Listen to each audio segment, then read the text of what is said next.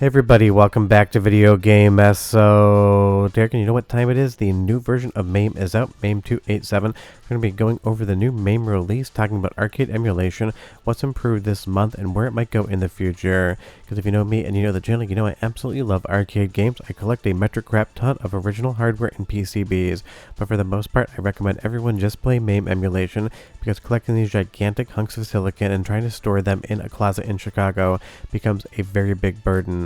All jokes aside, we're going to be jumping right into what's going on with MAME this month, and we're going to be talking about Namco System 23 again, because maybe about a month or so ago, I ran a preview off nightly commits of Race On, a game that never used to actually get into game before in MAME. And this one's definitely a deep cut from Namco, didn't get anywhere near as popular as something like Ridge Racer, and for the most part, most people didn't even know this game existed. Now in MAME 287, the actual emulation is going to be improved, because last time there was an issue with drawing where basically that rear view mirror would be drawing over top the actual game, so it kind of looked like you were going into some sort of infinity plane, something you would see in the movie Inception. But here, now you can clearly tell all of the graphics are where they need to be. That isn't to say that the emulation is perfect right now, there are still a few texture issues, but hopefully in the future this does improve, because there's plenty of fun to be had on Namco System 23. People were very excited to hear that something like Race On was actually playable, and now obviously it's gotten much better since we talked about it. And I love that you can go directly underneath this truck right here. Definitely has a lot of big Clark Griswold and Christmas Vacation vibes. Not sure if that's what the developers at Namco were going for, but it's what I see in the game. And Namco System 23 definitely is a very complicated piece of hardware, so the fact that it even works this well in and of itself is absolutely impressive. I have all of one Namco System 23 board. I wired it up once to get it running, and honestly it is so massive and such a pain in the ass. I should probably sell the damn thing, because I don't think I'm ever going to actually plug it in again. Now moving over to Angular King, a really fun fishing game on the Namco System 23. Last time we took a look at this, the graphics definitely had a lot of lighting and shading issues, and that's to say that a lot of things were too dark in the scene, and some textures and lighting models didn't seem to be coming through whatsoever. Now that is not the case whatsoever. You will see that the graphics are going to get a lot better when you get into game. You'll see here there's different fishing locations. And honestly, it always amused me how big fishing was back in the day when it came to arcade games. Namco had a fishing game, Sega had more than one. It was one of those things that really kind of lended itself to arcade controls, where you could have a big reel on an arcade cabinet and just kind of play, or at least pretend to fish. And you'll see here now as we get under the water, the graphics are looking a lot better. Everything is distinguishable as to what it should be. All those little minnows are rendering, and of course all of the large fish as well. But you tell me down below, have you ever heard of Angular King before, and have you ever seen it in arcades? I would be curious. I probably saw this thing maybe 15 years ago outside of Las Vegas in one of the casinos, but otherwise I haven't seen it since, and it really is a fun game, and now it is playable in MAME. Of course it isn't perfect, it could crash or have issues, but it's definitely a lot better than when we last take a look at it. And before I get too much further involved, don't forget to go down, hit like and subscribe, and ring that notification bell. Definitely helps us out. And if you feel so inclined to support the channel, I got a Patreon link down below as well. But honestly, I'm pretty sure it's probably illegal to catch a turtle while you're fishing, but that turtle just pulled me into the boat and definitely won that match. Now jumping back a bunch of generations and going to 2D, Konami also saw some updates here with the X-Men 6-player ROM. According to the MAME update notes, apparently this version of the game, the 6-player version, was running too fast. They actually went in and improved the emulation on it. And that really is the fun thing about MAME as a project. It isn't just improvements to things you've played before, it's also improvements for games that have existed for a long time and just had some issues that people decided to go in and fix. You'll see here it is great on an ultra-wide monitor, at least as far as my capture is concerned, but there is a seam down the middle that I like to fix in editing. I don't believe there is a setting in MAME to actually move those images together, but that would be something fun in the future, so you could kind of get a better, more cohesive look at some of these multiple monitor games. If you never played any of the Taito widescreen games as well, they have a triple monitor setup which basically feels like ultra wide. But honestly, I love that developers go back in and fix up some of the issues on games that have run forever. It's also going to be our first soundtrack sample just because the game and music in X-Men is absolutely outstanding and I love it. So listen, I'll be right back with more.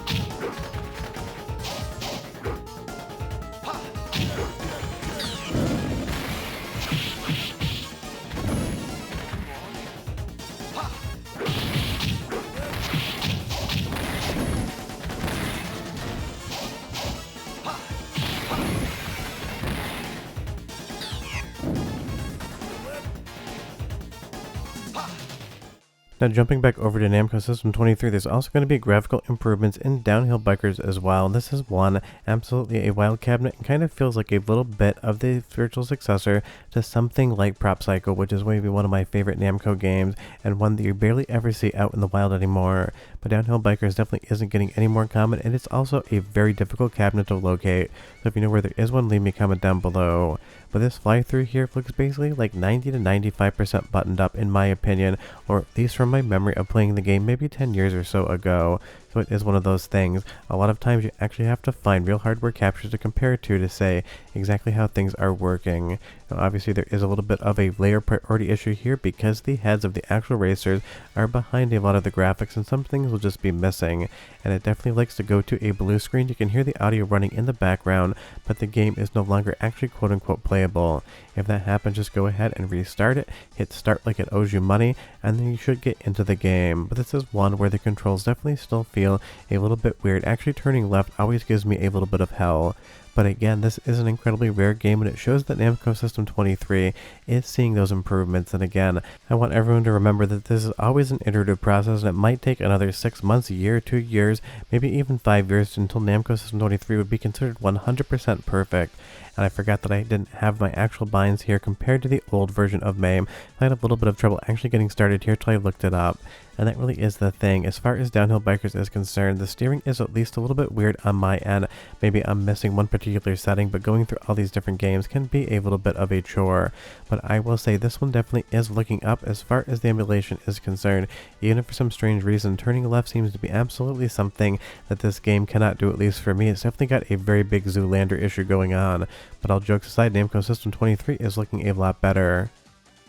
Now moving over to Konami and Run and Gun, this is actually an interesting update because this came from Hotego. If that name doesn't sound super familiar on the MAME side of things, he is one of the developers of different arcade cores on the Mr. FPJ and Analog Pocket side of things. And the nice thing is when Hotego finds an issue that maybe MAME hasn't resolved yet because everything is an open source project, he and his team will actually submit requests and polls to MAME to get some of those bugs and issues fixed up.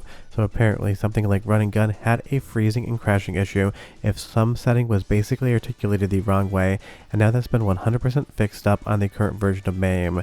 If you've never played Run and Gun before, I can't stress enough, it might not be NBA Jam levels of amazing, but it is one level below, and it has some incredible pseudo 3D going on, and this is something Hotego made to get to Capcom CPS 3 on Mr. FPJ, so it definitely is a stepping stone. But I do love how sometimes MAME emulation will actually inform FPJ development to figure things out, then FPJ core development will go back to MAME and actually solve some problems that have persisted in the emulation. It's also going to be our second soundtrack sample just because I always love Konami soundtracks, so go ahead and listen but come back because I got a bit more news for you.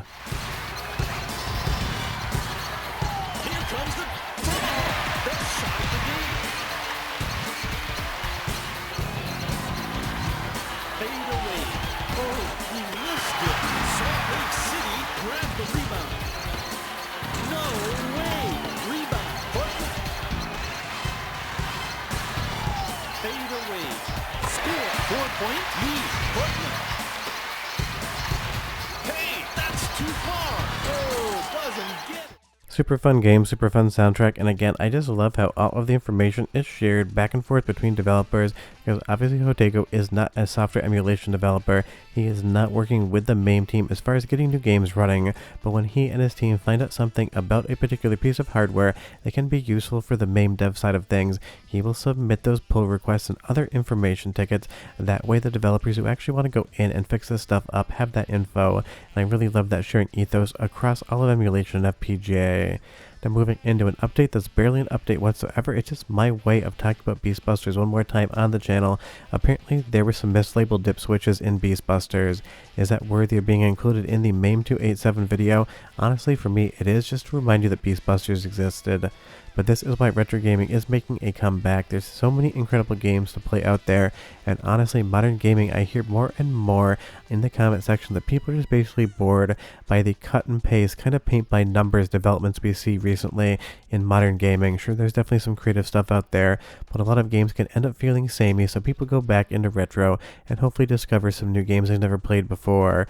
So even though this is the most minor of updates when it comes to a game like Beastbusters, it is absolutely a game I love, and because we we just got better Hyper Neo Geo 64 emulation at the end of last year, and Beastbuster's Second Nightmare, in my opinion, is very close to perfect. Mentioning this franchise one more time just makes me happy, and maybe I can will a third Beastbusters game into existence, even though I don't expect that. But honestly, it's been a fun month for MAME, maybe not the biggest in the last year or so, but getting some Namco System 23 improvements in and being able to play Race on what would be considered a very close to Lost Arcade game, definitely something that makes me happy. Really leave me a comment down below and you tell me what your favorite update of the month has been so far. If you need a MAME guide or MAME tutorial or any sort of other software emulation tutorials for retro gaming, don't forget to check my Emulation Night School playlist, I got a bunch. But we're done, I'll see you guys next time. Bye bye.